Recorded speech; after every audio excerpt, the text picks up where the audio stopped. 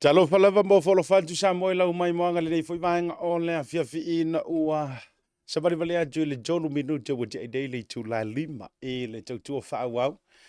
Ia me se fo yo le proklame masani afia fi o aso taitasi o le vai aso. Tauta ia e male manuia fai volo tato wa tunu. Tauta ia e male fia fia. Tauta ia e male saonga le mu. Ia me se fo yo le tauta ia e. Ma le pui pui ngā le atua le soifua ma le ola. Atalofa mo o folofa fa fele ia tu ele pa ia mare manu la si o Samoa ia o lo whakapoto ia me se fo i o tatou militino i lungo beau mangaru le ia ele nei fo ia fiafi o le aso lua aso lo na tolu le masina o ke topa fi o lai ali lua fe lua se fulu ma le tolu le masina lo na se fulu nei le tu sanga lo winga to e lua masina o na tātou whaato whaalea ele nei fo i tausanga lua fe lua se fulu ma le tolu. Ia ai tātou sauni e sapa itali ma whaafei loa i le lua fe lua se fulu ma le wha. Ia po wafo i niona manuti, a wafo i niona le lei. Ia ai ngalo meo le tuana i peo la le apostolo Paulo, fa mai o te ngalo malie i meo le tuana i. Ai o te momo e puno wai. Ma tali manui o le lumana. Ia, malo a fua ila ua maua le dei fo iaso i le anga le leo le tua. O le fo wa tātou wavatuli mawa fata wa tātou soso o tuli fo i lunga o le nei au unanga e peo le tala i le fono whaana whanua nei le anga tau i malai o le maa. Ia wali i fo i matangi e peo le tala i le folaunga tupu i vao. Ia awa sa tapu tapua i le ainga sa tangaloa langi. Ile nei fo yanso a wale tuito inga muri papanga Samoa meiso le tapu inga a mata bailava i ainga nei le ite le malama feo yo le tala le lei se yo o ane le tu asina sina ma le laua sina sina yo lanto faiva tapu tapua i e yei le tari zonunga wa tauta ya e le nei aso ioi o le wa tau fai atu e tautai o le fuamanu ula ina wa tau fai pu e le matila male o feloa si la saanga fo i lupe o le nei aso. Ia, ua musa i fonga ane saanga lala ua tau pati tini e peo le tala i au moe ngā mana ia. Wa o lea ua tātou o oi fale seu, tu fo i tau mesina, ai tepa i mātango fia i le anga le lei o lo tātou matai sidi le lang. Ia, oi la se a le fia vivi i fai a eluna loto i le tua ma wha pehifo, lo ua ngā ngai, wha manua i le tua. Mea uma fo i o tonu i a tiau. E wha manuina lona suafa pa i ele nei aso.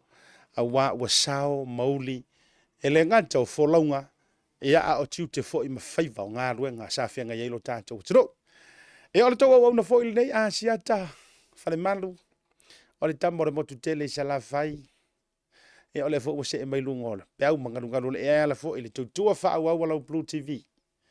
Ma le polo kalame, tau te iae. E le nei fo i vahenga o le a fiafio le polo kalame, e te mauai tala oto, e te mauai tala manino, e te mauai fo i matala sa sao ele ai mangipi o ngai ai. Ia, e te mauai fo i ia le tutu walalo.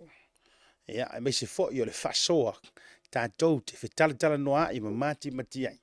Le nei fo i soifuanga le nganta o le fetu le ni mai, ma le feta omi mai, o le mau fa fitauli.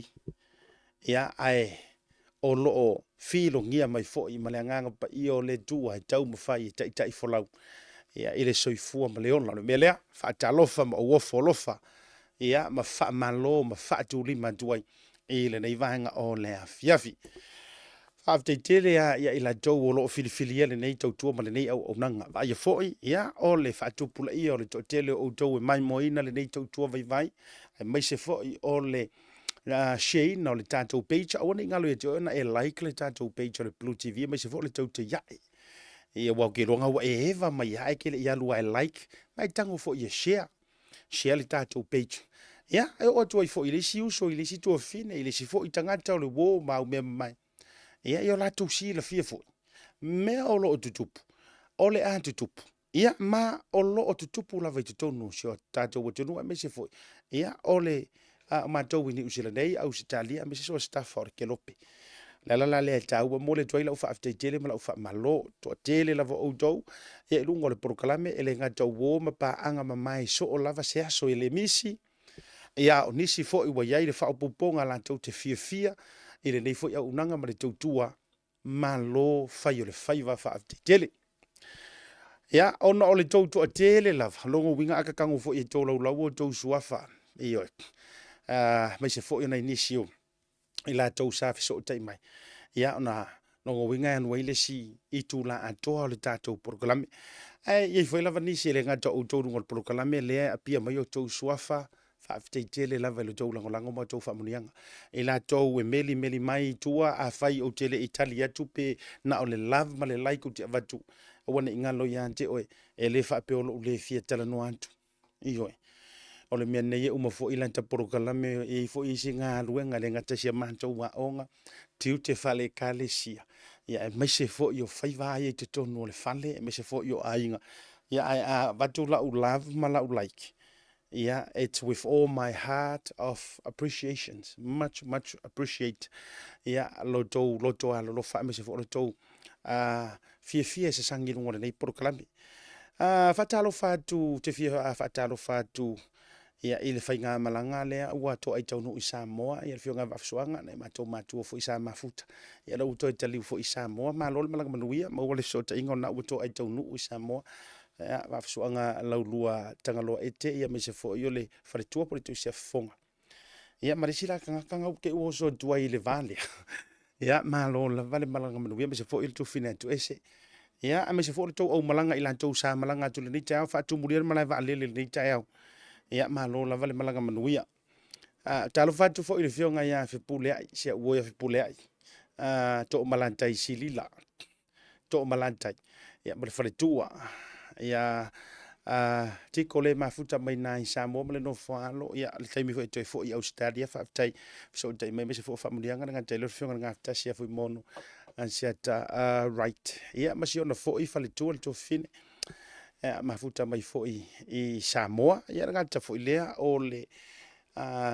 fionga foi ale pipe tai tole foa ma le faletua ma to uma la ia vala au mai foi ia ma fa so mai tu langa foi o vaenga o le proklame me se foi o vaenga fa so ina matala no ina ma lo lava le soi fo manuia fa tai foi nisi o to dungo le proklame ia ai si va tuai mala utala lea o le tele yo na itala fa vau li o mau le nei vai aso o pomoni lava lea au iai tātou fa tu lima ma le tātou fa talofa ai wo mau ai ma le tala fa vau e se tasi fo I o wo ta mali I fo I ia ele ngata wo le na masani ai I me fire communities ia ngata leo maftanga ele ngata maftanga e sa ave o yo se pristine le maftanga malisi e ni time fo I mani tausanga o a juana iatu ia le fionga ia leota Isako io e wa fate ia lava ule sona nafi ia la fo le na le I manatu e face post I lunga ia vai tu share so mai le to tele ia ona le fa pe na o malavalo na soifua ia I le malai fo ilea o mai moa meta po ai faiva fo io ta longa le asutona ina je nei na le kila ni Samoa tala mai ai nisi fo io o le auso mana nisi fo io wo ia talo fai ia moli le fa mai senga o porklame na matara no muli lava masia fionga ya leo topo si so matua fo ia po vui fo il fa mo le sa fai fo le kalisia katoliko inai Botany not long ago. I think it was just 2 weeks ago or 3 weeks ago.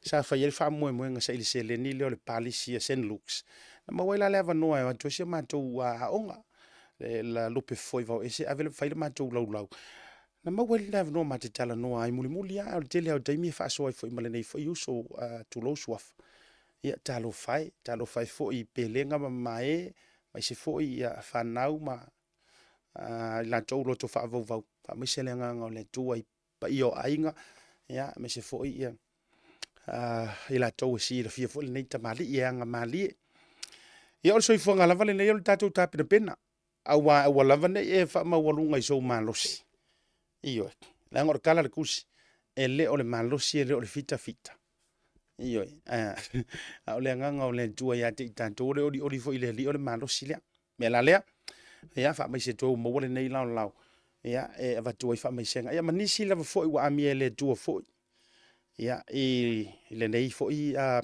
aso tai au nei foi lava po se tau le tolua o ia lava tu langa ia ua pa mai foi se tala fa vau si o matu a inga le loi Hamilton io ia te le lo po fina ngalo foi si o matu tina matua ia ai to te silafia ia o ue ele ase me na tia matu langa fa pea po le tau tolu va vea o tau vatur matu fa nga va ai mo mai se vala au fa no ila loi Hamilton si o matu nana ia tu ngaita fa mosili ia ua longo mai foi se tala fa vau ua tu ua malo le tama po o siona to lua le matu papa ia ole nana le male papa le o sio matu ainga so to lua ia le na a mia le tu ile va vea o la vanei ia le tama le fionga ia po le tofa ia tau fo po anai ia i le nei vanga o le tai au ia o se tala fa vau ma fa no ai le loto ia ai uyo le tatou te tapena o fa tapena ina fo i tatou ele tua tatou te fitai ia o le aso o fia o le aso fo i o fa no uyo le ia fa mai se fo i le nganga o le tua le fa nau tangi mai yala ma se fo i la tau i au se talia mnisio le ainga ma se fo le fio anga i malie ma fa le latai ia o pele ma mai o ngafa fo i ma paulo fa mai se ile nganga o le tua ia ava tu foi fa ma fa fananga ale porokalame ia ti o to u mala vai lungo le porokalame o lo mafuta mai a o lo tato wia u mala o le pongisa ma fa vauvanga le nei taimi ia ona o le malanga le maliu maleoti io e ia le taimi fa mai le o so tato lo to le finanga no le tua ia o nisi foi wa amia ono le fata malalava io fa la lava fa fo se io le lava tu langa tupu ia maua pele ma fa na fana o le tua ia a olo o maua le malo si fa i porkalame io olo o maua le malo si fa i pe porkalame ma fa i le tautua mo le turu le anga o matou tiu te ia mo matou vala awina ina ia longo pu ia li lo tau pa ia mo lo tau madu o na fe leo la fa malo o tato ia le fa talofa se i fa fite ia sa marianga le mafuai ona fa ia pe porkalame ma fa au pe ile aso mo le aso major sponsors le Tasi Market po moli le fa malo mo le fa fite tele le sunga le fa fenga inga me se le faltua mo le unanga tato supermarket le ngata fo ile o le tato Tasi Pacifica Cafe le nai GI cleanliness ia mai se fo yo le tato le si tato cafe le nai One Tree Hill i onehanga fa fite tele mo le au unanga ma le tautua mai se fo lango suino le proclame Pacific Easy Money Transfer fa afte tele o lea wa ia tanto a fa pito o lo alu fa se fulu afe cash price e te manu malo i va yaso te tasi ta ilua se lautala mo ila to uma e lafo se leni fa o ngaina le unanga le Pacific Easy e avanoa lo suafa ia tatu sei fa ungo va yaso te tasi e argata i lea o le tatu o unanga ale Pacific 40 male talo fa voucher fa afte tele le lango sua. Yeah, Samoa Tourism Authority, beautiful is always back and will always be back. For our beautiful island of Samoa, Monitato Wuturu Pele, Box au malanga i Samoa, hotels, pe te nofo i lo ainga, o kale maufale ainga, te tonu le tato Wuturu i Samoa. Ia, e ranga teilea, o nisi lava fo i o tato, Samarianga le lei, o lo o lango ina le nei porkalame pefo le Sanita Hotel, ia, ma ilato. Wani si vai ngore tantou proclame le nei vai ngole fiafi. Okay. Tele tau o le tantou proclame le nei vai ngole fiafi. Na ona tantou watu ina malo longa. Le uto ai tau nuu ia le fionga le minista. O le minista o ngā luenga te tele lo tantou utu nuu. Ia le tau wha po le fionga ia Olo Fiti Vaai. Pea ngofea, ea fe mai loa kamai e ingei. Ia pu e lo le tatou proclame ma fua isia e mo mia lo tatou tunu uni fresh news io wo mo mia no ka ko ngai fresh news anu sari la ku ska mo se me ia isa o isi lo ma ku ngai o kai o manga falai ka faingi ngai ango ke o mu pa io ele na o isi na o interview wa sam O le o nanga le nei. E a fea mai lo inisi o tātou vaenga mo o miono tau silafia. Kako woso lo iai. Ei, kako woso iai. Ai uko ke poli. Se ivanga nawa o maua sina whaupoponga. E ila singa whaupoponga le nawa o maua mai foi. Ina ua ufso te ia tui Samoa ia ila tau poli tātou team foi lea. Le la tau te tau mawhaia le wha mausalina o le loia le sunga ia Sam. Matulanga. E ila la ukala malia ma le tātou talafou. O te afea, o wiki arwesi.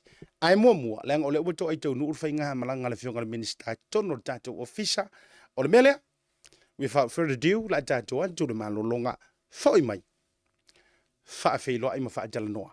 Le fionga le minister, se ia ofisilingia, le la vea mai a ka valia la vea mai Samoa, mai se tātou pasi lau papa. Pe ele o le end of the road le ai tātou pasi lau papa. Ai beginning of something new. Po ole a fo i se whainga. Maenga ngā le la whatera noe le whionga le minister. Right after the breaks.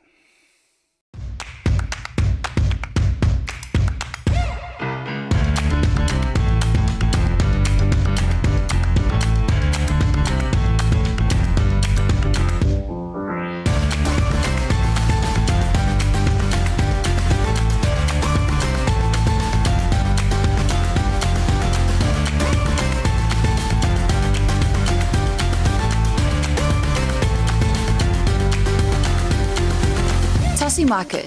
With 3 locations around Auckland, you can get fresh produce from farm straight to your table.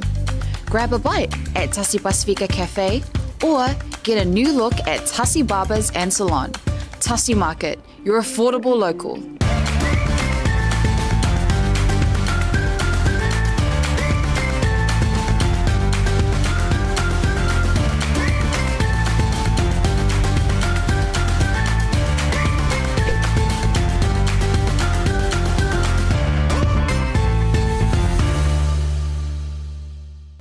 Mo tupe wha momoli, te tong hino pili ma le wha tupeino so se wha lave lave Samoa. E whaingo whiene uma i le Pacific Easy Money Transfer. E tolu o tātou ofisa i Aukilani o Tara o Tāhuhu Mangele. Ma le lata i le fitu se furu a tātou la la so se maenga o New Zealand nei. E ma whaio na whao ngaina. A whaio e sauni malanga i Samoa mo le taino le palolo po ta whao le loto tamaiti. Mana tua le Moana Rentals. Malana whapitoa. Se funu ni mapasene wa pa uma o lalo i ta vale maututongi. Mo le masina o ke topa. Ai inga whapitoa. Po nise whamtaranga wala au le oval se lau o tasi onono. Po o telefoni masani lua fitu ono fitu iwa fitu wha, ma le lua fitu ono fitu iwa waru wha. Pacific Easy o lau ba anga mo tupe whamu moli i Samoa.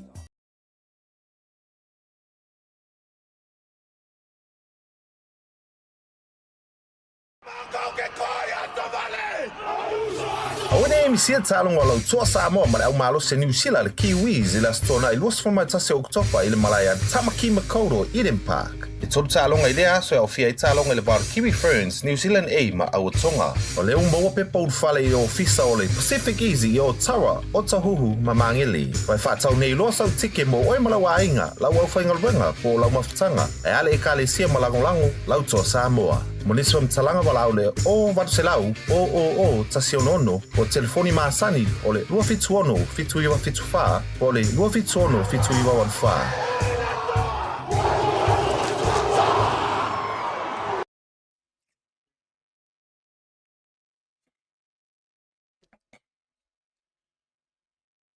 Toi whawhera e antu toi te liu mai o le programe mai tātou malolonga masani le livanga le whewhi peona uwha ilo anjo ele i alu tātou malolonga a fwoi mai. Maua lea manoa, ia e whaatala noa ai, ma whairo e fwoi le whionga le minister o ngā luenga si o tātou tunu o Samoa, ia, malanga mai au se talia pe Australia lea malanga mai a whea ini usila, e onu toi te liu lea mo Samoa. E tūlanga fwoi o whono tanga, whaale, malo, e misa fwoi o tūlanga i ngā luenga i lalo lavo le matanga luenga, ia le toi tau whaeloina, le whionga le minister, ia, le tama whaasau sau o le ala taua, io e sapasapai e tiro whaamatala o ia iau uma o salafai. Ia e siva tau wha ia ile launga le ala tau. Ia tulonga fo i tū te tele o puleono i salafai. Ia le whionga ia o e pore tō wha. Ia olo a fōa whono Olo Fiti Vaai lunga fo i o le programi a le Blue TV ma le tautai ia e nevanga le whiawhi. Ma lo soi fō manuia, ai lau o maua lau whionga le minister.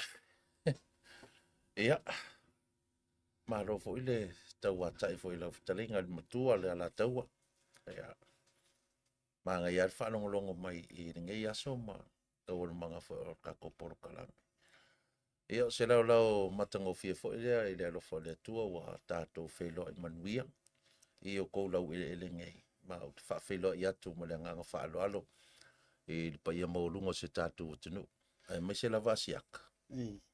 Pa anga masani fo ia ngai tina mata mama tua o lo lato whaia le whaiva o tāpua I ngai mauta malawa tāpua ia o tātou whaiva ia ai me se fo ia o le te talo mai ia solo le manguia mea o mai I le ngata fo I ka ko whale whasala lau ia a o tāpua inga sa moa I on tūlanga whalupe Malo lava I o moni ma wha maoni lau sau no ngalo whakana minista o I lanto wana e peo o poutu toa I o tapo ingol nei por kalami. Mari. Lenga tolo no whawhawhia inga. A o tua a sina.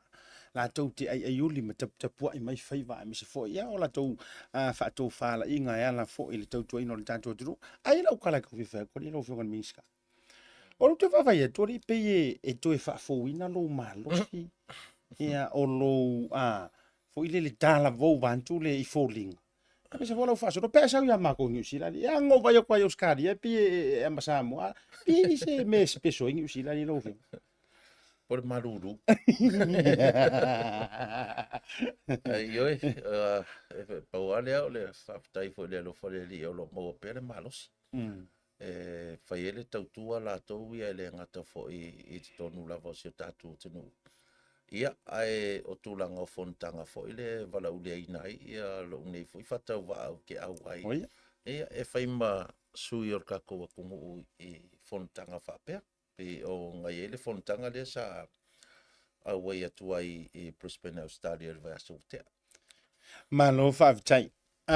E tatea whea se taimi ono jelo fo e te tūtua nia no fo I ai fuanga fo le fiafi. E tatea whea la se taimi whai o le taranoanga I a lau whainga malanga male ano whale fo I o lea porukalami. Ai o te whia whisiri mua tu lava. Ia walanga ua anginga mai lungo pe au mangalunga lo le ea. Ia o tala fo I whamai e le vaia ai le lea. Ia o nisi fo I o whamatalanga ma tūlanga whapena. Le tūlanga fo I le whapea I le tau lu I tau ina I o le saunga le mu o lo soifua. Ia masitasi fo minista. Ina nisi o whawhatala wanginga mai. How are you? O mai lo saunga le mu ai na tau pasia I lau whaafonga nei whawhatala. Ia na o se check up fo I le amatanga o ta ua whaatala noanga. Ia, whaftea siata mo le whawhisili kei lo fo ia o se mata upu le o toi pōmala e whaafonga fo e le tunu ua pe o ngai whisiri ngia. I lo saunga le mu. I e te auia siata e le o ia I lava se tūlanga fo I lea o te masala mi ai ia ni tūlanga whapena. O lo o le mea lava kasi o lo nomo lava ia lau whaalongo ma tūlanga whapena. Ia e whate ia uina o longo mai fo ia o ele usua minstai nai masina o tuna I ma tanoa mai ni mta upu lea. Ia, mo I lava o iei tūlanga whapena. Ia ia te ulava ia le se tūlanga fo ilea o pa u silsila lea tuala to ia ma le malanga ia fo I pui ngo. O ma ua nei ia ma le atunu atoa ai onga tūlanga ua uma onga tūla I mai ia whaafita au li whaape to tonu lava ia o le area leo porkiki ia au lava ona tāpena pena e au fo I ona whaitete I tūlanga whaapena ia langona whaapena e o mai ia pea no whatua siata ma le whaafonga le atunu ia e te talo lava le atunu ia soso ani atu fo I o lo o iei ni mawhauwhaunga mangi tūlanga whapena ai whao o se tūlanga whapena fo lele I ma ua ma le whionga mista au whatoanga ai tu le atua tu le atua le na te pui fo I ma ua I le tūlanga pe ona tūlai mai ia ai karsia le mo I le vaenga ia wai e whapenga lava le whiasua inga upu matala ia ai peana uwhai atu. e matau whapene e le tau ona manatu mamai ai. Mali. O ngā pēwhanga o whai aku wa uma kupu. A tupu mua. Tupu mua ia matau nei ia ai o le lawa ka kau mawhau whai lea. Po o le akongu se mafuanga. E whainka kelenga o karikonga winga o ngor kulanga whai lea o kele o loa po la se mafuanga. Ai a whapea lava I tūlanga whapea ia kai pe o makaupu whapea ngai ma ale whapea ngai. E vave kele le respond ko ngā kungu uia ia. Oh yes. Yes. Mai se atunu. Ia ai I lau kilo ia I Samoa. Pe voile ne se meo. Pe kau whakakala fo ngā. Pe whakalonga I vai ia le whainga o me whapea. Au kele o loinga la po le ase whai unga fo ia le kapeneta sa whai whatano inga mta upunea. O ngā lesa o tua ia tato tunu. Ia ai karo siata ka koka kalo mo nganga fo ia isi fo I pe amo I nei tau pulenga kauma mau mai tūranga malo fa tai wa isa no ina au tai ai le mainga le o le tate salangia le la walunga walanga o nei me uma o le watangia me pota oto I le tula fono man fam sinonga ia elanga ile ana var soi fo malo loina sili pui lo le tau tia la na la ona fatala no lo tele I so fina ngalo le anga moni lau sau noanga sa tupu mua o la wele to ese nisi na ia se va inga fa pe fo isa tu la I mai ai ni mata upu la va la tau pulenga la ua fatino ala tu la fono fa maunia e ala I ungo fa msinonga tu mai foi la ia tu no ne me so ma tu New Zealand Australia ma America moni la usau no ngole foi mai mo mai le to a tele lungo penga te fai langi te mire nei nga o nga sau o singa red flag fa pe e tau lau manu ia ai tu lo le upu le tangata valeina oni politicians ma utou le fola lea o ele ngata la olunga le news breaking news ma tulanga fa pena ma susuenga a ua makua raid atoa ia wa ka umaile raid war so ife wala nga fa penga la ufe wa raid ele o uma suspects ma tulanga that's how serious o matter fa pena tu fa ia esa le vale le saunanga o ka falongo fo I falongo so fo I me sala le ngaru tato media ia o ke lea kungu laulangi wega ke whaalongolongo I koe ngā me whape whambe ke le actor le media ai ngā paula le maka upu I peanga o ngai ele vangi aku ngā maka upu ia ma whaalongo aku le ole me pito sirino tau whano no ai lau fionga le minister e pauhare ole hatu nuu e kau reactor kule media ai whaasanga meisi media ate Okay, aka voile I le media a tatou ia ka kero fa kungi fa pe o sea alanga vo ia la fa lele ile o mai kau ka fua kula I le ko inga le o ke lo inga le concern for your o fionga for I le ma security ia ma ua ia o ko inga mka upu ngi le ngofo le la ka ko media mon su enga mal ia fa la wilope al mere veise e kasi a le ongo I forunga ai ongo fo pi fa ale longa vo le ongo pe le o me ole o mai maule so I fu o fanau o la makia ia le o la le mu o minister oi o le la o ke kilo voile a o isi maka o pu yo ke ko au mai pe longa ia kai pe faila faka ka inga ole va avoid ku kuida o lo titau vai atu ko kiki umale lua masinga o tu I mai la vale media sa mol mele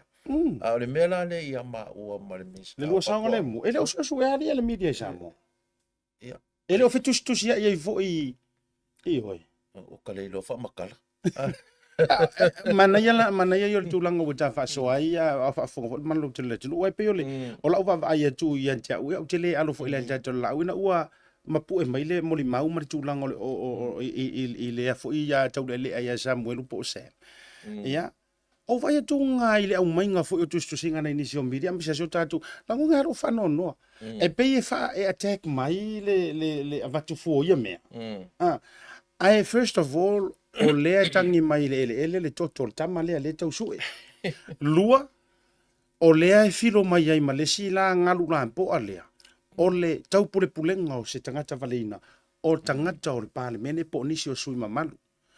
Ma le longa kodu. O lea afia mai ai mafuala au whaasaina. A o lea tele ina vane le vaa lea la utoe fo ia le melanga wa ungo kou vatua o whatetainga le whaatai. I o runga ka umole nganga o le tua le maua i le kongeki o ka langa leno no tau vatua le example le. Le se wha amau ni anga o ni fuala au whaasainga nga offload. Au le merenga offload o pusa pisu po e po mea nga. Patuai i le vaa.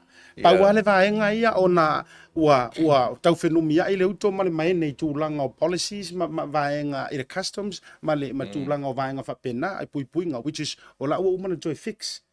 A lea lava e vangi.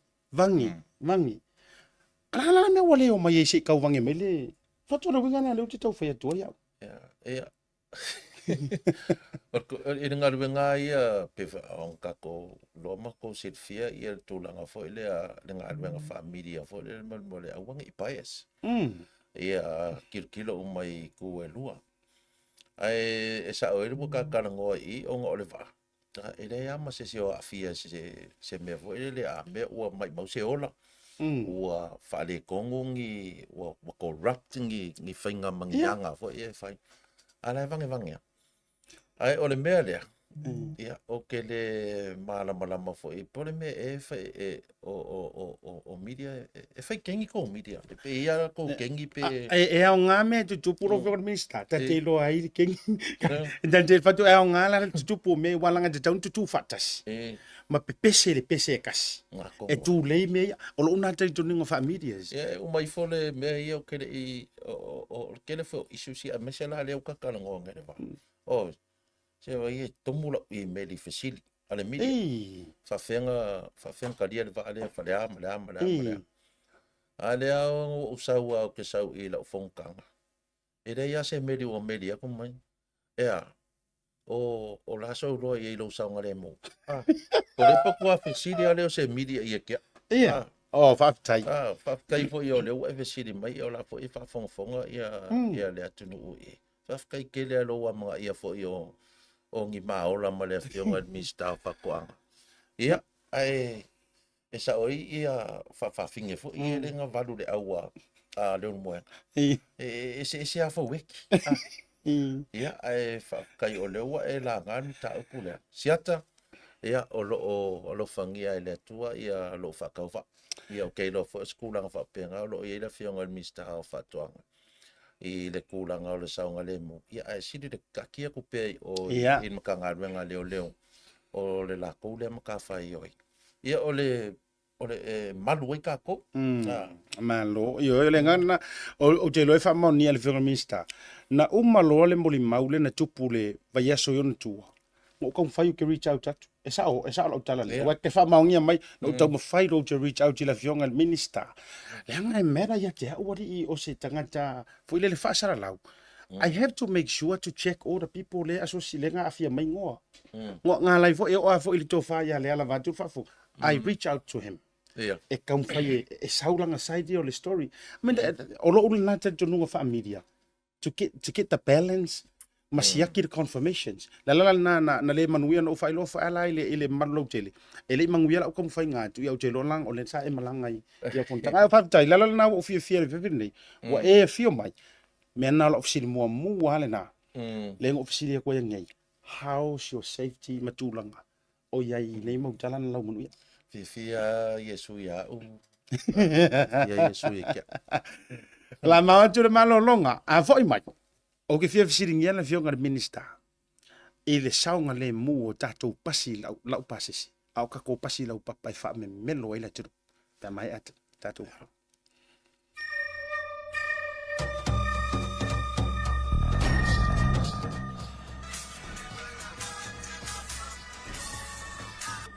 Hello? Happy birthday, Us! Yeah, happy birthday di mo kwa makiva.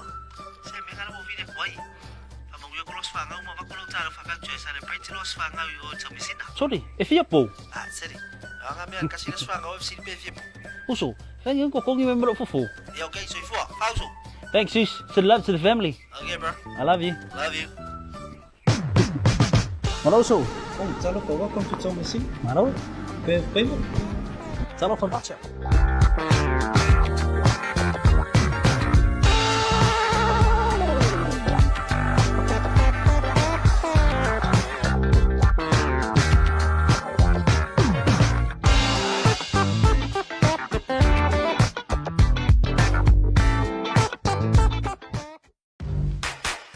ColourShop in Montevideo can brighten up every aspect of your life, from interior to exterior. You can change the look of any project you have, from auto to home, around the yard, and everywhere else. Bring color to life with our selection of the best paint. Come check us out, because we're more than just paint. We got bush knives and a whole lot more. We're the folks that will help you kick that drab right out. So come into the ColourShop in Montevideo. Call us on 25577 or 21527. Drop an email to cs.creston@gmail.com. Toe whaatalo whātu malolo telo Samoa marau mai moanga li toi taliu mai proklame le nevanga le fiafi I malolonga ma le fionga minista o ngā luenga te tele ma ngā luenga umai tono so tātu patunu ia me se fo yo le tele lava o matafa yoi maniso matanga luenga ma le tuar sua vai ele tise vaenga lava na LTA a fela ua inga e lalo o matanga luenga o leo Wo mana tula o fionga le minista. Se yo ama tula o faafisili le ono se faale vela ve mantu ya na tula I mai tala tona nafi. E le pasi la o pasese le a malanga mai le tu malo fale ali le lo mo oi. Now ele o le taimi mo le nei o tula I mai ai eskemi fa pene po ni tu ai nga ai ile footage le umato e mo se taimi tu atu I luma le no vatua na nafi na mau mai CCTV na o veto ai le pasi le malanga mai maseta.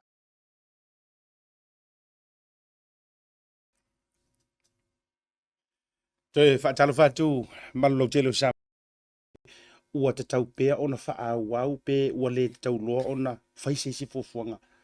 Pe a fua I aile tu ai ngā tu lau lenga ngana le malepe lenga ko ai ngā malepe mai runga le ua le teli. Lau fionga. Ia.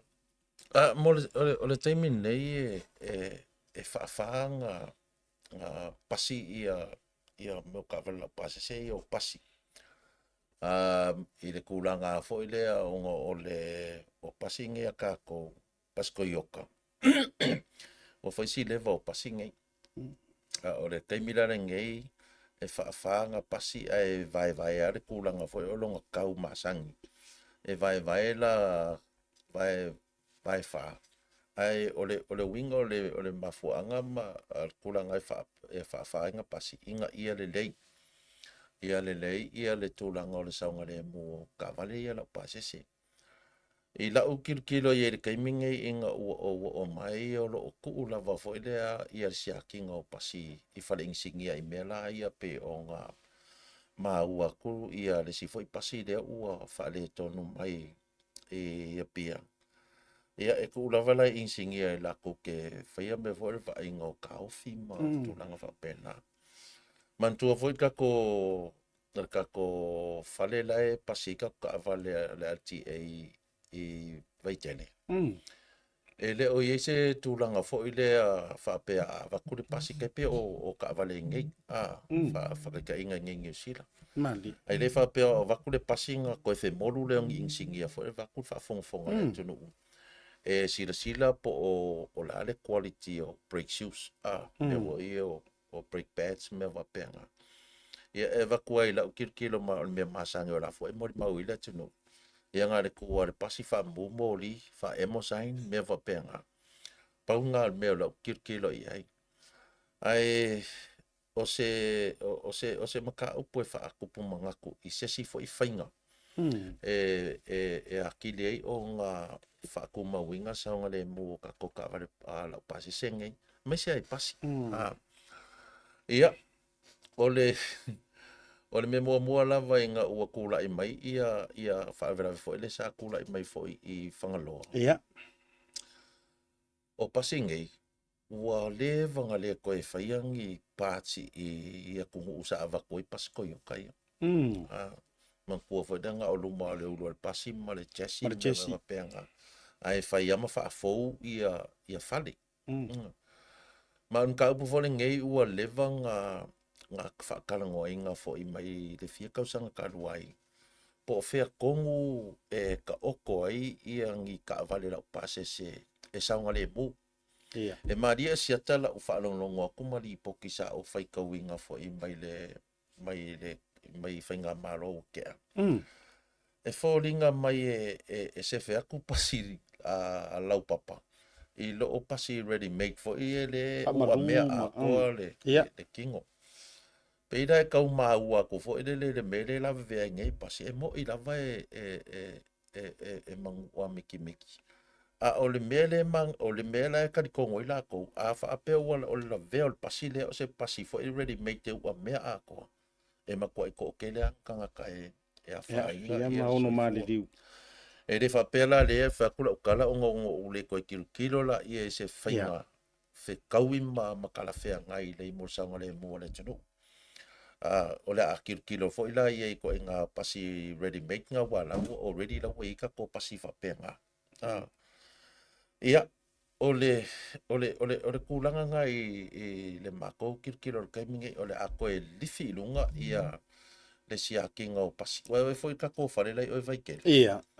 Ai va enge le fale nga male designing o le fale nga. E le ima se ka vale o ngo whakai ka yengi iangi a fo ingi kaufi.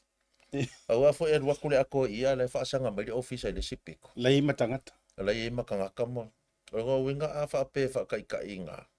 E la ko ale ang kaufi e wakua le pasima a kaenga ia kukanga kai kongo. So it was poorly designed le mele o I vaitele pasi ka vale. O le ala wo po wakele mai fa vela vengei. O rongo winga o le a koe mafofau I se siku o le a koe fuku nga I le whainga o le whalela. E siake ia ka vale. Ma ia fo iangi insingia lava ia ale LTA. Ia. E vakua le whafonga e kaunga o mai lalo siaki. Uma me whapea. Ai pe o le kulanga ngai I le kaiminga I ka ko pase o le si fai me e fai keke iai. E whainga kai mo fuku ko ngai.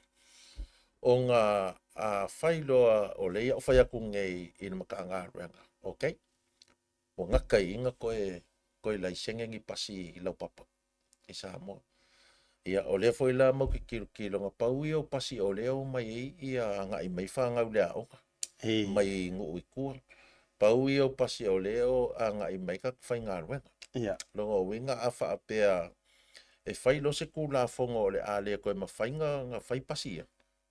Ia e le lola po le ale le koe ngā me o le a whainga ia o ngā ka maiki a whainga fo ia ngā ruenga, ngā whai ngā ruenga, male malo. Ai o le ia fo I wo umanga o whaasoka ia ku I le LTA ma I se lai fo po le a kongu lan me o le a whai temingi. Ma ua le vanga whai mai maka upu ma whaakarangoanga ia. Po wheo pasi ia ka kaunga sanga le mu. O le kau fo I la. Ia le nala le ta overtoisi. O le kau fo I la kilo ia I penga whakia fo I ngai kanka whai pisingi se sa mo. O whaakau aku pasi ready made e le kaunga o fie. Ai e pe o la unga kilo. Wa kaulonga le koe yaingi pasko yoka vakungi yafi ko yoka ma me vapenga. Ai fai pasi voi ele alu I kukuila. Le Ford ma me vapenga. Ma fau ai lo le ongi pasi. Upgrade ta fo ia fio. Io awa o ia ma ko fo ngai me o afi. Me se sila kulanga ngai akako. E fu al palangi le afio le pasi le mamafa. E nga ke avea se uka. E aka kilo kula ka ko pasi. O pasi wa ko inga o makua I umi wa ko inga afi. Ai a uka ka ko ia e kasi kosu fiavo. O tonu pases. Ia. Fa popo ko I male taponga. Male koru e ko e wa ko masesi koru. Ongo bingala. E ia kasi nga va e a whainga I kele ia pasi makulanga vapenga. O le mea whanunga lau ki kilo e stricta I kele ia malo le malo. E mea leo le ave o ova o pasi. Ia e maria whaka koa kungu a whakunga I leo e le ave. Ia uwheika I leo pe whawhelanga o. Koe fo I tua. Koe fo I a inga makulanga vapenga. E sau no ina lau whionga le minister. A fua whan ma fau nei la se survey wa e ta wana le mata upule e whaatupu manatu fo I lau whionga man mata ngaruenga. E le I ai se kala anga o tātou pasi lau papata ilo ia ui o na o tūlanga I tausanga ai ka ilo ia o tau ia manisi tua a sina o whaafonga mai. E ai longa ngai se kala anga on kako pasi lau papana lua tala loa I lau wale tele ala alu. O tamo mai. Lai le leilo na afi ma mea uma mona taufi. A walua lua ka ape fo le fausanga ai longa nga kupu nga mea e paule issue le e pe e ua tuputele ma fa tupula ia o le moku kafi langa le voina na maua mai fa tala ile fa le vele le tupu mai malifa o le ia ili tanga tanu ta vai tunga o mai le tala fo ia ilungo nisio o tala mai sa mo fa pe nga moku mai ka fi lunga papuka o so wala ki ka vale le na tai ai le na peina o ka fi nga ka fi le pasi u lunga pa wa u lo fa a o le me monilo no winga a fu ia le pi o nga wala nga pe se pi o nga le na la ve e tofu le fale o ai nga ia pe fa pe sa o la le maule o le motu no winga la ta u ai la le vanga le te sa no ina la u fionga le minister e mo o mia le thoroughly check. Tu langa fo ile le full mechanical check fo ile ya e fa la ukala tala tu nei ana e sa no le ile warrant of fitness fo ile. Se ki ngalo ka fa alongu la ka vale o la ile le ya. Ai uma nga siaki ai mai peio alu e fa ile me e valu ro ka uru wa la ka ke ile mana ya no no e se me fa penga ya ka ko sa mo me le o le wa umanga nga assign ia falingsing ia fo ia e ke alu sia ke ila o mafaila o warrant of fitness ia ka ba voi e wa kulwa e o so lunga le fua ia silingi lunga kilo lo ba insing ia kinga sing ka mai me fo ile le sui a peang o fe ko ka ko sa mo e failo pasinga ka vale foi ele o ia ngi workshops fo i wo mga assigner ka ko malo o e kaunga alo siaki mai confirm mai wa sa e ke pulia o i lau insingia ia nga ela kulola ia ke fu fa pe fa ka kaofi ia ele fa pe o se makua i ele o ye se ko ela kuma o fa ka kaofi o le MT ka vale ela kulo le pasinga o le pasia ia nga la kulo fa ka ese ala le malo lo se kaofi fa kaofi le se uka mamaf ia ma se ngale pasi ai pe ang o fai aku e mafai o nga ko kilolola e fai le fai ngale fai mai i kukuila maro kuila fai anga vakungi pasi ulu pasi fo ia e fai ai ave ese lo ia meio koyoka langa sa ole au ka ko kilo ku ngai o ka ofia le mafu nga fa le kong e ke man ko pe ngo fa kula kala wale ko e mauangi pacho ia ka vale o le mela la e fai o ke kaulo a voidea e ke lenga ave vai kulo o mangifi ia ka ofia ave lo le va ko fa fonga le tunu e le si workshop ia pia nga vele ko e ka oi prick shoes ko e fa fo ia mo me shoes ia o kailo ia pia o fa nga me ko kia ono le mo woni pants me tu langa fa fai mo be ai kia insi ia ko ia ma le simbe ia ia ka vale o alu le anga ofi wa pa u a ko e se ale su fo le fa pi le wa me fa ka ofi o nga ele o mo le quality mai le ole le fo equipment e fai ia swing o meio ka ofi ia e pe ole fa kai ole ka ka ngo ingola fo fa fonga mai ia la ka nga renga TA ia ole amako kilo lo se fainga fo e fai ele mele e kele ala inga ia se fer pasi ia makil kilo fo ia afora por ka fai pisingisi se iku a inga fai ia kulanga le otherwise ia o molo kala le fa ole a onga ka miki ole o mai ia ka fai nga ben ai pe ole menga mai ka mai pasi ko kuila fo ia ka ke ngofo kulunga kan ngo kule ulo pasi ale pasi le lu manori lo kaya ori ia va chai ole si vai ngo tefia fisilingi ai lo fionga o mo fo ile la nei o fa tupula ia le vaenga le sa mo le hit and run ia po ole apa Samoa ole la vea yo tangata sava vali arure le ako fa kai pe ako rufia le nga sa utoi ole aunga la yo fa fisili ele ole tangata le hitinga ai em faina sila fa tu pula ele vai nga em sela va fo ipe ai ole mafu anga ole le o lavone tanto awala savali tafa ala po food pass fo ia fa mole lo fionga fo na tau so non vanga le ia okay ole kelenga o no umala fanga ole kasinga vaenga ka ua fo ia la ko polo ke ki fo ile pe fa pe ua kuai aku ia malo mo le whaingo awala ma footpaths. Ia, mangai e au ngā mo whanau a onga meanga o footpaths e whaelele inga i awanga i Sava Valley au ka whale awala. E fo ila i sinu u fo i a mese kongo kan whakai o pia. O ke roke man kole awala fo ile o so mai malua fo leo mai e lori ke kele fo ila container. E kolosi mai malua fo. Sa ma fo ai i o kalangoi o i la umkanga luenga se ni footpaths i ngai Sava Valley ka mai. Whavelave. Ia o awala nga whai aso ia wale ko ingi reserve sa malo fo lele fucking oi ia meanga.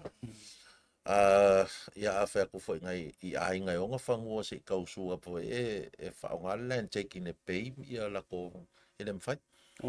So ole kele nga o fufuanga ka ko malo o ave ele wha mua a mesa me o footpaths mo me o halamawhanga o le tinu. O le sia me le wo kilanga le wo sitting ia la vale e kulanga le hit and run. Mali. O le wa mako kilkilo i kulanga o CCTVs. O fo ilai cameras ia le ia fua lava ia cameras i e fa pipi i kako traffic lights. Paule mele la wa maka o nga sa ili mai e le makom kanga ruenga ia ngi quotes e fua i kulanga ia. O le simea.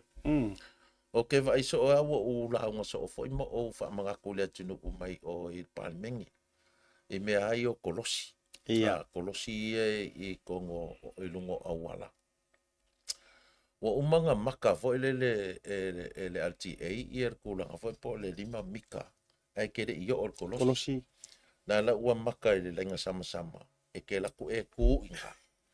O ngai kilo le se pe o le fa ngai le na kilo la ia pe o fila ka vale luma ngai move la ia le mela ke va ai ngai sa mo ka ke fiu fo ia fa manga ki nga va ia ku o le kolosi a wa ku ai lunga e le do fu langa alu le ska vale la luma e nga ku lo le ka va ku lunga kolosi e mai fanga wa o nga kamiso lo ai luma i luma ka vale nga se fa mga ko manga ia fo ile o fa mga ko aku mo o ku ala lo aku le malo le tunu fa mole ka fu le le kulanga nga inga ia kilian me kolosi fa na wa onga i lungo me yo kolosi la wa langa wa kele o ma ko kele aka ko kolosi ka imi ngi e fu ia ile sa nga le mo fa nga ia mangisi fo ia o malo le tunu o ngai vaenga nga malo fa ia ona ole taimi la o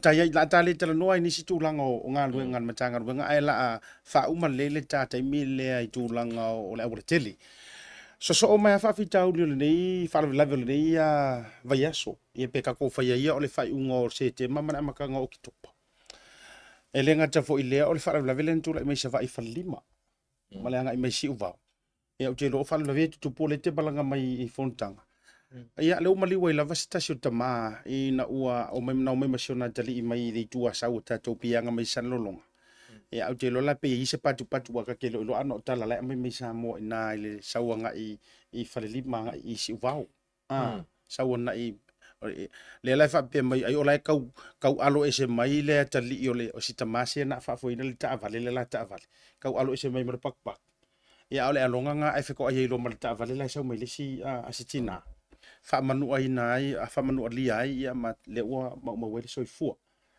le la o so mai ka sirenga hit and run i vai loa ia male pasile o e pe e tari tutu sama fe ai nga ia eskengi ngai lunga lam vole ana tele i tulanga o le saunga le mo ma pe na lo fio ngai le minister ia o le kelenga o whawhika ule lo kula e mai, au mai se foi la o kala sanga ali im fai pule, malo le tinu ufo i mengi o wala. O le awala ua umako nga fai, ia e kala sanga mai ngi pakpaku. Ia fai foi leo pakpaku, e mai isi wale fia i pakpaku leo. Wa, e le o ma fai nga fai se pakpaku i o i le, i o i fale lima le anga i mai le si uvao.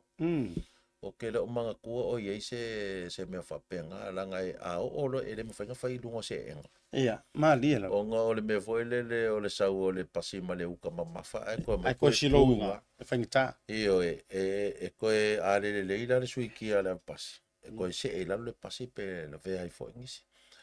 Ai pe o kuranga le ngai o I mea ia e le le whainga o paku foi le I le saunga le mo. Ai mai se lava le au ula foi e so ngā o lunga le au.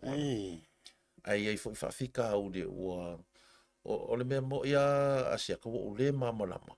Po fen me le a whai. A whai aku paku e ngor kalsanga mai whai paku makulanga whapenga. Ai o mai fo isi wa le fia ka unga ve se paku. Rea ngai ka avan.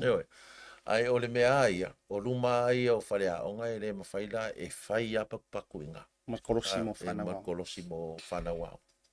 Ma lo whaftai, la tō runga ta tanuanga levanga o le fiafi ona o tūtuangia.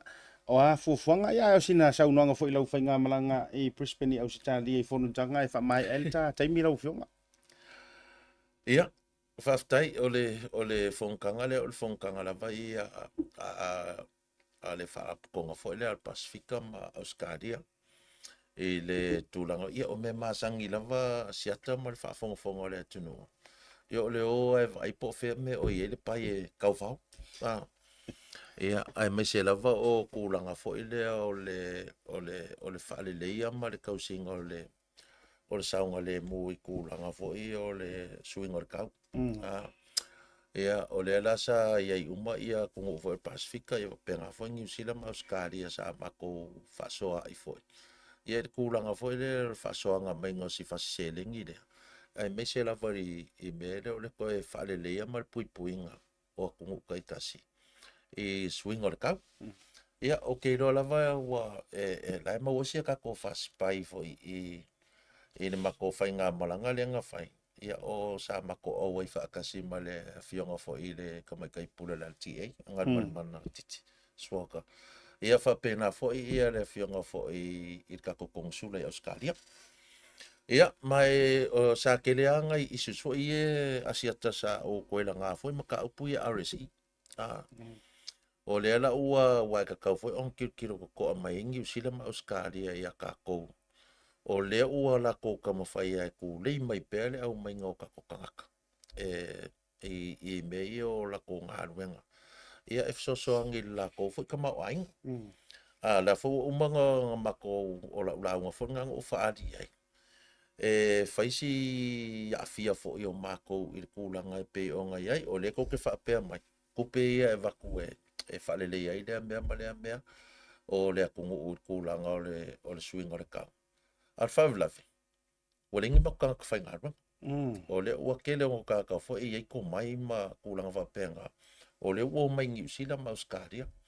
Ia o le ilo ngai la pe whawhenga whakingo ia mako ngā o le mea saoa. O la ua aveki kapila I Samoa ia ka Asia ma Inkia. O ngā mai umai ngai. O ngā wholola ia ma umawhawhau le amakang. Ke mangkua le lua festival wiva le anga whaila ukala I whainga malo karuai. Mali. O kere mga o le polokalame le e whaiwhai ei pea. E ka kauanga I eise kai me ku'u e polokalame ngai. O ngā umangu la lea. Ia lau mai fo I loka e moko kere lo poko. O le siaka, o le senga ngā o malolosi o mamori wila ma le fo I sa pandemia. Anga o le mori wila mo ia e whapea mai e vaiki. E mangkua fo kere vai fo I le mea fo le leisa.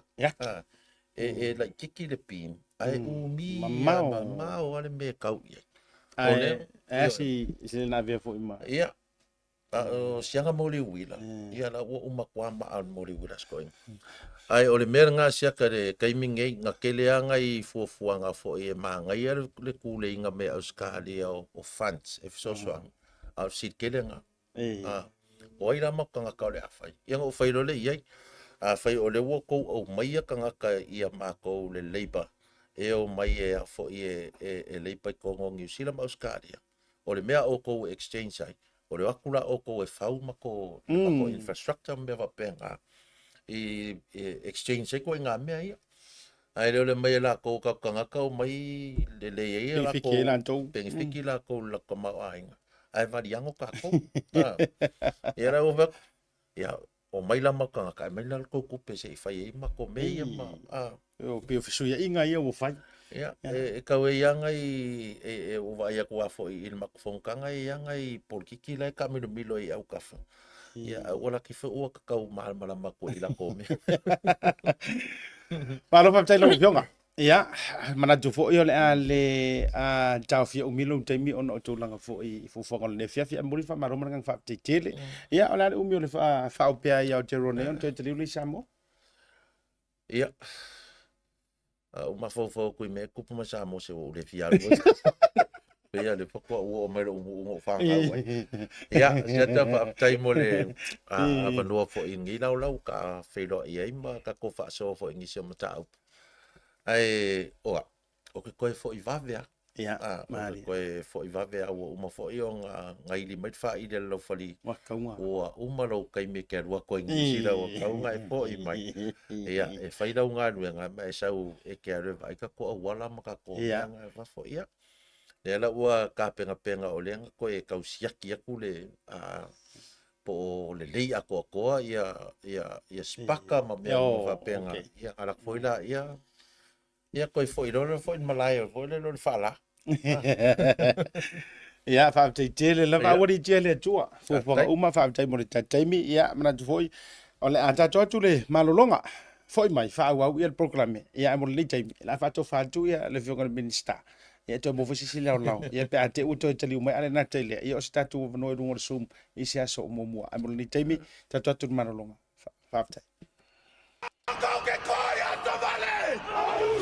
Awane misia talong walau tua Samoa ma au malo se New Zealand le Kiwis I la stona I luas forma tase Oktopa I le Malaya Tamaki Makaurau Eden Park. E tolu talong I lea so au fia I talong I le bar Kiwi Ferns New Zealand A ma au tonga. O le umba wape pau fale I o ofisa o le Pacific Easy I o Tawa o Tahuhu ma Mangeli. Vai whaatau nei loa sau tike mo oi malawa inga lau au whaingal renga po lau mafutanga. E ale e kale sia malangolango lau tua Samoa. Monisi wa mtalanga walau le o watu se lau o tasi onono o telefoni maasani o le 251 5154 o le 251 5114.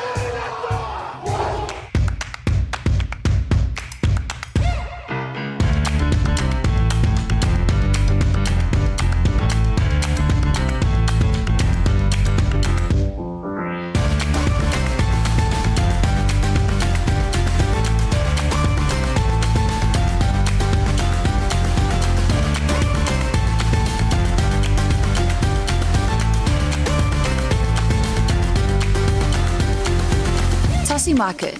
With 3 locations around Auckland, you can get fresh produce from farm straight to your table. Grab a bite at Tasi Pacifica Cafe or get a new look at Tasi Barbers and Salon. Tasi Market, your affordable local.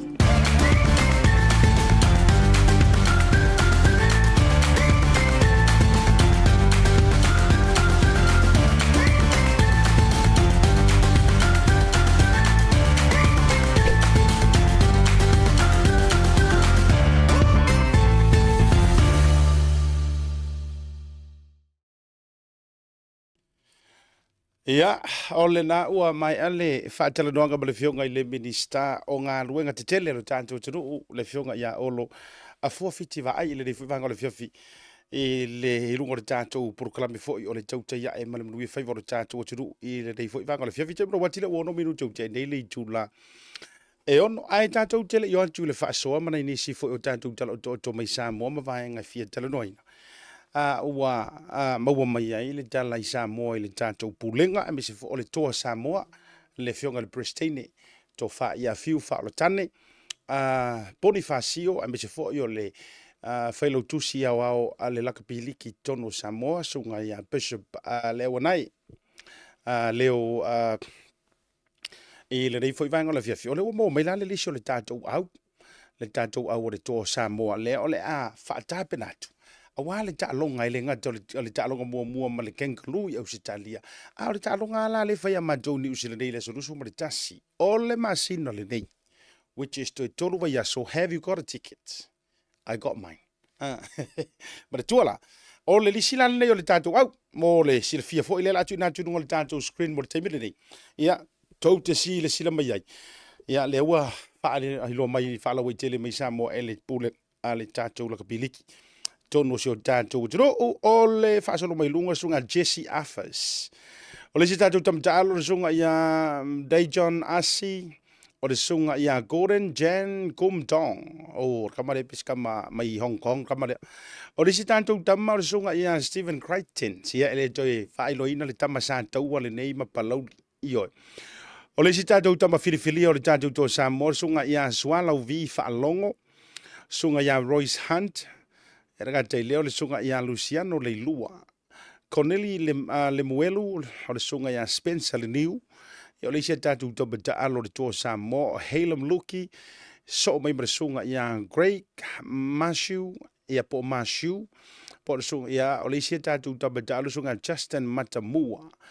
O le isi sui whiriwhiri o le tātou tō Samoa, o Jeremy, o le isi tātou sui whiriwhiria mo le au o le tātou tō Samoa, sunga ia Carl o Papo, o lo apu, sorry, Carl o lo apu, ia mara sunga ia Ginen Balasia, tasi leo sui fau leo te vai tue fo le tātou au lea, ia o le kapteni fo mai le tātou au o le tō Samoa le Ipololangi Junior Paulo. Lega te leo sunga ia Isaac Tango, tasi leo sui whiriwhiria leo, utoe whiriwhiria fo le tātou tō Samoa. O le isi tātou tama fau lea ua il manu Samoa mai le au war kenkalusa ia i le Ipololangi sunga Mari Taulangi. Ia, o le isi tātou tama o le sunga ia Young tonu mai pea. Brian To'o, ia marasunga Stefano Utoi Kamanu. Ia maritantu whaia aonga ta iulu o le sunga ia Ben Kardena o ia o le whaia aonga ta iulu o le tātou au le toa Samoa. Ia orka kou aulanga. Vasa iai foe i tūlanga o le tātou whasoa. Misi fo le whaatalanonga. Lea ua ta auto mai ai manga ia kou au. Ia maratua foi. Auto foi e tamai ta ile pie mamai ia Jerome Luai. Le pie ki nganga ele masangi ka longa liki ai pe nga Jerome malo mafo. Ia o la ngase Jerome. Ia te ufa pe wale pikia. O la ngase Jerome lento sisila tu lai na fia mai le tūlanga fo isona tau au. Ora ukamalu kele o vai ko ile au le sunga Joseph Swali. We will find a moment e whaatala no ai ia le whionga le Pristine o le lakapiliki e Samoa fiu whaalatane Bonifacio i se taimere nei vai aso ia se i fisilingia nei nisi o swinga ai mai se foi pe it's something that have to do with the availability po le alava ia ui o lea o le tātou aule nā le toa Samoa o le i kako kama sao ia Crichton to'o vai Brian to'o ka mo Spencer Leniu o lea jele mai lava le aule na manu malo nei a le Panthers e le grand final a le NRL. O le whaataranonga nā le wafio le whionga le Minister maratua o lena whai malo longa mai i nei a whea mai o na tō murirole mo Samoa. Talu mai fōru tanga fo ia lea tau te sirisira mai aitu atu lunga na inisi o anta fo ila na launga. Le whionga le Minister i nā i Queensland i Ausitalia. I tūlanga fo ia le ngata o mata upu tau suenga le tau ia whataua inga ma tūlanga wala na manuia a wani tupe maua po fundings e mawhai ona maua e tunu o le Pasifika. O le vaenga o te mana o tātou te a sia me se fo isi tātou a whea. O le mata upu lea e winga i le vaenga lenga mawha asua toi ma le whionga le Minister ilo la pui puinga. E pi whaakaka la fonga. Ai le maali e riska. O le upu tu sao, ma le upu tau tino. E pi whaatata la fonga ai atangia mai ai. E pi e kaulangonga ai ai le mea ngā o le whaaitu au i menei o tusi tala ma me o tūlanga o ngā ruenga whapea. E au te leilo foi nei te uwhaitu sa tala le whaaitu au. Ai po le meo le maanga whangafa foi. E pe e se foi le mea a vela nā tau wha mua mua. E matua i o ulangolango ina le fina ngalo le na sau noe le whionga le Minister. Anga o se ana o se manua e lea o se tala whape nei usila Australia, Amerika maso stafa lololangi. E ngā kalangoa mai e se tangata whapea, ngā whakonguinga ia e alu e tangata valeina ia ni Minister o se kāpeneta po se whainga malo. ia even fo'i po se faipule po ni tangata ua ta'ua o tangata fo'i i longa porokiki. E le ai lava se media o ke roi o ai media fatoa whananau anafi. E le se media e le matua sulu solo e su e le au o le paipa. Matapisa lava se ia maua atoa le ano fale o le amata upu. Iyo. Le anga fo'i e ke le maka upu. Ai mai se lava. E le se mea fou ia Samoa. Sa tupu mua. Sa kupu in reality. Ia ele fa pe o toi tau fangu tu langa o ti ngama mea na tupu mua ai ole fa ta inga le o te vatua. Sa tupu mua i tonu o Samoa ele toi nama le laina pe ia o se vai tau reiva valu. Pea sa ola o tau mamate. Lea sa fa te ia ai Samoa i lea mata utia o lea tu inga maenga na tula i mai Samoa. Ina ua tangata vale nai. Ia le suia fai pule matou mai salenga. Le fionga foi. Ia luanga lau po le sunga le moe leo ia luanga lau. Le vaula kam. Eoi. Ke i uma whapea o le neia tunu o Samoa. E wha vai le atua. E le engi ka ngaka e kau sikairi wha mafia ma tau pule whapea. Peitai ngā kupu ngā kaimi. Ona maua tu leo le nā atu ava ma le atu vasa. Wa fifi malie mea uma. Ai le i leva lava foi. Ai manu mai foi la le isi la vaenga e kai fōlinga tutu sama na mea la le wakupu mai kemi gai. O se vaenga foi le wa masalo mia ai se tau pule nga conspiracy. Tau pule nga whaanana. E whai ai se fuafuanga e whaao oi leo tipe tangata vali nai le sa avea ma pale mi o tato watunu ini tausanga se tele watuana ia tu mapaya inga watea. Mga kua la cases lea. Langa leno vai atu ili tangata lena mailana koming. Iva. Thank you very much. Whaftai. Iva o iva valu. Well, roughly, yes, Iva. I think Iva. Nesa. Whaftai whamana tu mai o le tato mahanga. E foi mai la ukala langa le eisi tangata no vai atu mana yala na fina ngalo le faali mai fa mai. Panga le ufer fa so tato program. Fa mai ia e mo ia. Ai leanga o le melea pe ia le refer mai lana sau noa nga i le case lea ia tui la epa. Fa mai ona nana fa maungia nga waloka. Ai si o toi fa pupula tu la vale ai.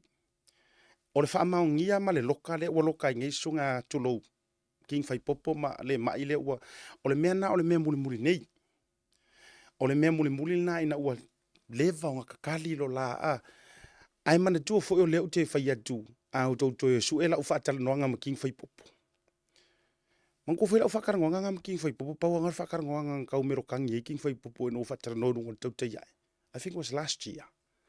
Lena o ufa atala noa ina ile sunga ya king fai popo. Ile vahenga mua le na uluai. Pui na yo i Samoa. Manino yo sa noanga le sunga king fai popo na ta ufa mai. O le mea mua le Samoa lia ia uma pui nga ia. O le defamation so tau faleanga. Me mua nga. Wo tau fa mai wa wo faleanga inga i sunga tula epa maniso ila tau fa nga malo to na yatu. Fa maunia. Le langa moria ilo ma. Ia ma pui ia. Mo le tolu epe ono masina. Sa ngolo le marsunga ia king vai popo. O le aso muli ala nga wa release inga ia wa te taulo ona toe saula na iloilonga ma savali ilo fo le freedom wa sauloto mai le defamations. A o le aso fo ile nana toe o tuai ma leo ma lesi tusi sai ma fa beatu. O lea ua yai leisi mo lianga lea. Ua toe mo liai oe. Ma o le a toe fa awawai ona taufia oe. E ta ua o le tau pule conspiracy. Tau pule e whaao o le oti pe tangata varina. Lenga koe umienga ngofo yes koe ingo kulo siuso ya king fai popo. Ma tau fia ai. Mana tuala o le tau fia le ingo le mea na umana tuli lana whaasalanga po olona whaasalanga i lalo mo lianga fo i o le tau whaaleanga. O le defamations. Ai sa ila wadi ia ke fa no kau mai le pronouncing o le upu a o le de po le di defamations or defamations o le si o le ia o ia po le langa it depends le action ar kaka it depends langa ngi usila e ke de ai per kangi e ke du ia defamation anyways o le mea le nana tupu na toe o atu ma toe au watu le tusi sai le tusi e toe tau fia ai le ngā inga koe kau fia. O le mata upula lea e tau salangi ma kau matau tū lei atu i le valea. Le fo ke kule inga wau ke lo fo e uma ngai fe punga mai le au vahenga e sa i hita i le mea te e le karasao. Mana tuala, o le nga kau fia i le sunga ya king fai popo. Ona oni maa salo salonga o lae kau pule pule e wha o le oki. Nga kau fia, a le nga mori mau ale sunga ya king fai popo. Mai mau e pang whape la ele olo kasi ka markai mingi. Pe nei o tito e mai ase i toi wha matala le mea lea. A langa lailunga o lau. Lisa o proklame o e sue. O tau i ele te tonu. Naina sau noa mai na toi tau fia fo i leo au. E wha karikari ai. Le kaimi o le mea lea. Lenga palola mai loi tua pena sau i loi tua e wha tatari ai. But he was arrested again and remanded. O aka ngā o mea ka kauanga kukupu, pe a laumangu ia, se mea whapea. O ata nā o mea te tauan tutupu, o le performance po le ngā ruenga mua malu le māloa, so se aku e laumangu ia mai lolo ingoa ma molia. Whether be proven guilty or not, o le mea mua ai ka kaunga o aku. Sei a mai oe, arrest mai oe, or take you in for questioning. E te tauna o tu a mai mua oe si whakarkala ngoa. Lea ua a fia mai lo ingoa, o le kala fo ile au mai ele o se tala e au mai e se tulou. Ele o se tala na o se tangata ka whao vale po se tangata ele ato le malosi.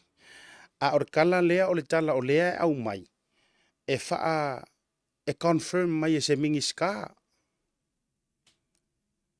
O le mea la lea, it's serious ya mātou, e serious le mea lea ya mākou, leanga o lea ua publicly, wha ai loa mai, ma confirm mai, e se mingi ska or ka pengeka.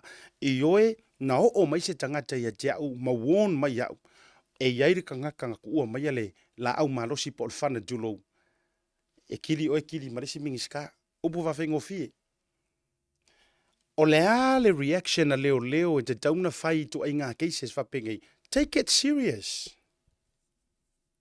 Sorry, ka alo ioi. E te tau ona avele mea lea. O e maile ka ngaka, sa o e au maile tangata lea. Take him in or her in for questioning. Now, did that happen? Ngā whai le ngā mea. Did that happen? Did that little process or procedure na whaile nāta mai process? I don't think so. Le ngai lengi kalanga amaya e lengi mea whaalilo lilo. Se manu pene fo ua lewa nga pisa mai le observer whengi ua pisa mai isi au ngusi pepa pisa uma mai. O le tae na le la ia na whailoa mai ai na ave ai te tono le official o leo ia le tofa ia pai mala whai po le sunga ia sa raima ioe ma pai ia e ona oni tua inga matulanga whapena. E le se ngā mea nkupu le ai ma se ngā mea na tupu. So mo ilan taula le whai mai e sere keisa king whai popo e se no mana tua oi. O le kao finga mai a ngā ma mea umanga, le na lead mai ai le guilty loa, le ufa whale pui ai loa. O la ula fisili le mele walanga le wasau ngoa le mingi ska, e o kere o whakua se kala lea. Le sau ngoa nga ngai ma confirm le fio ngai le minista ia Olo Fiti Vaai. Ngonga iloa, ngonga kala lea. No na maua le tala lea na longo atu ia e reuso a minista ma tau atu ma tūlanga whapena. Le fo inga mangingo sa nguanga a le fionga i le minista o whatu angana a maiar ma tau pulea. Ngā longo loa leo ma tūlanga whapena na ia whataunu se suenga ma mea uma lava pala. O mā molo au. Anga o mā molo au ma kawhila lor kāpeka. O le mea leanga I tua o le mea lea. O le a mā sangi ai. Ma whaata alonga I vai. Le mea lea o le tau pule. E wha o le oti ni minister po ni whaipule po ni sui mamaru. O le mea ngai ku e o i le mea lea. A voi la oile. A o fea kako, a o fea le au su tala. Ma le au tusi tala. Ma le au saili tala. Ma le au fatu tala. Ia po le au faita tala fo. O fea o e su e ile mea. A le confirm mai le fionga mingska. E o le mele sa wenye le malanga le a sia kia kwa le imeli. La imeli me afisidi e winga le vaa. O le vaa, that was what? Last month, 2 months, 3 months ago. O lea eli mea le vaa, ma le vaa. Eli lava. Ai ape ako eli a saunga le mua ngai ngika ngaka kulou lava fionga mingska. Ele mawhaina tau tāno fia eli le ngā piko ma tau whape antu. Wayaingi kou leo. Wayaini au leo. O lea usaungua maia le sui pā le mia. O lea ua ioeina o le a whaini nai puipuinga extra. Ai malia ia la se fa kula ukala le langa tei lor mea le no fa ya tu ma peye na peye e se ilo ulangonga le mea lea. O le obvious ia. O le leanga i o le whainga o le duty of care. I am not generally to all the policemen and women. O lau au te whaamaru lei e leo director to general au tala. Tangata ia making le shots. Le whaia whaiunga ia I te tonu. Ia se vakula lau example le la vatua. Ke uko whapea. Ayo ke wha ile hei. O lea o te tango e whaalau tele saunga le fionga ile sui mamalu ia olo pole minister. E whai o le lalafia I o le media lea ke le ngā sam o local medias. I'm talking about local medias. Whai o kou lalafia I o kou lea kou ke fia e pe kou ke sairi masei. Whaafolinga mai kou ke kuku le vā, ai kou ke le kuku le vā. Ai sei whadura la utala. Ngā o ngā whekola whai e siro matua fo I le lea. Nga nga fekola fai ya lo makua nga le mele nga kupu mwifo isa mo le nga ateka ya lo matua e peo le fio angole pea malanga tu fafu le nga li fekola fai o whatsoever langa movement le nga fai ya langa action le na fai il sunga tu la epa fekola fai solo matu langa nga osor kama attack le nga next minute sa o di mauti next minute a maile extra pui nga leo ayo Manga ia e kali mai o kou ia lea e amaka mer komsinga sui komsinga ma. Mais komsinga lango lea e whaia kolo me ia. A whaila leo vetu. A le kau kala kwa ise miria. I am happy to talk about it. Ola fesiti. Nga ateka e le whawhinge lea penga whelau ea pole haere menga iai ma kola le ua ma le ofu ma sae fiki ese wha mau ma mea uma. A mai ilunga matulanga uma o le alisi mele ngafai. A le nga mako loa uma lava tusi mai uma e ngusi pepa ma fale whaasara lau breaking news mai ioi la ua ask mai ia tai o le tua ngai po le alava le calling sa iai la ua ask mai mo sesif so a le nga ave iai le extra ko e sau ma le police commissioner sau fai mai langa press conference ma justify mai le mafuanga. I remember that.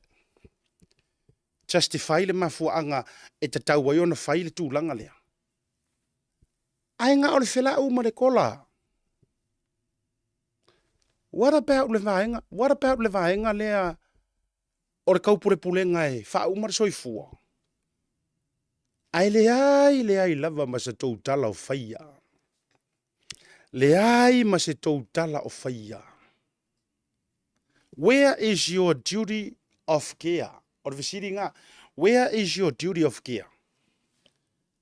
O lau tautonga le nā o lau tiute o duty of care, e le a iasou ka mā, e le a iasou ki ngā, e le a iasou kua whinge, e le a iasou kua ngange o saukama, e le a iase ka ngā kakusa pekerua makai whaakasi se suafa makai, pekerua kau ainga, E le whaapea o se kama o sou ko o lua po se kinga o sou ko o lua. E le whaapea o sau whaapou riuli po sau X. E le whaapea o se kangaka ngalua loloku pe ngalua o onga. Ai whai low duty of care. E le whaakua o inga lo whainga o kula whongo mafua sea e i lalo uma matutusa tangata uma kula whongo.